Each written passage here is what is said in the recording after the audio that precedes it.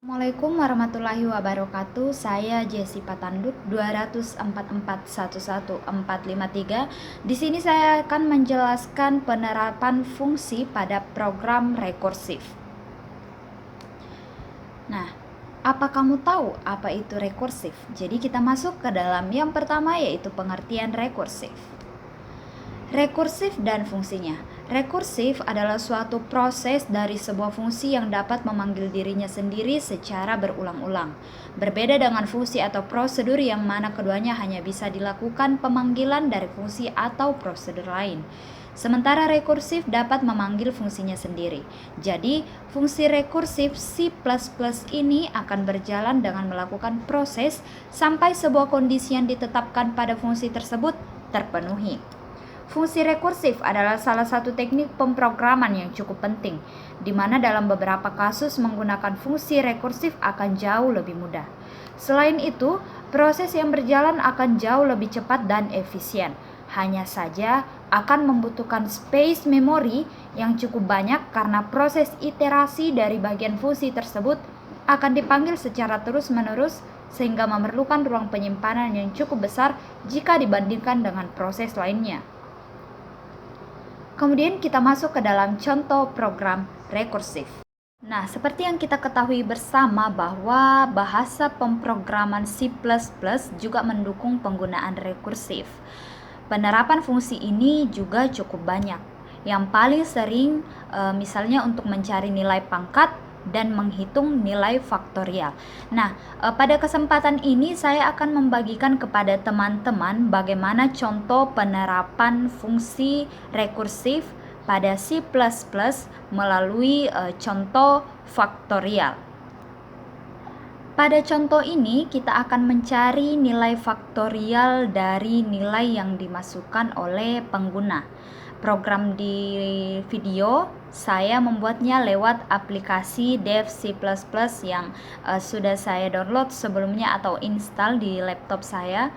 Kemudian header yang saya gunakan hanya IOStream terkait input atau output pada program.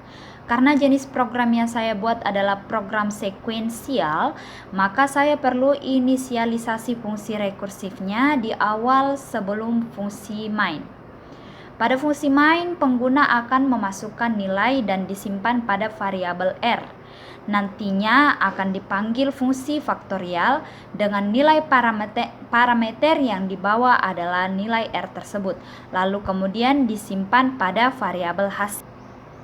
Long in factorial in A. If. Jadi maksudnya adalah jika nilai yang dimasukkan adalah 1, maka nilai balik atau return value atau nilai itu sendiri ya. Kita save. Kita beri nama faktorial.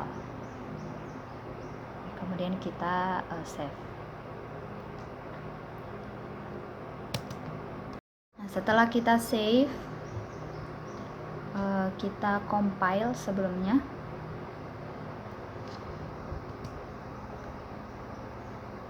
Di sini ada kesalahan ya. Sini ada kesalahan, jadi kita ulang compile.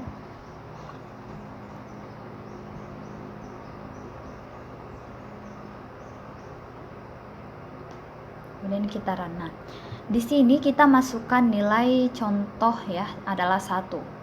Nah, di sini maka nilai 1 ini akan dikatakan return value atau adalah nilai itu sendiri, maka faktorialnya adalah 1. Berbeda jika nilainya adalah